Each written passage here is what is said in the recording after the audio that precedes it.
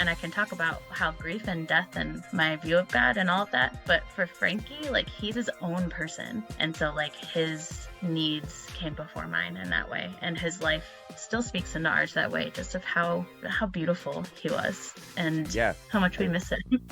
Yeah, I mean, I first of all, I can't imagine that level of trauma. I mean, I've gone through loss, recently, but never to that. I mean, that's so close to who you are. Like losing a child is, I can't imagine it. First of all, thank you for talking about this, and second of all, I mean, talk about that grief and that loss that you mentioned, because I mean, I think you have an interesting perspective on death, and you mentioned earlier that death is still something that you don't understand. So I'm interested in that intersection between, like, how do we believe in God still, and also how do you still have this, like, we celebrate who he was and that his body just wasn't built for this world, but also we still believe in God who told you to have this child. Like, there's so many things that are coming together. How do you deal with that? I had a lot of very emotionally charged praying, a lot of like, why are you doing this to me? Why would you take my child away from me?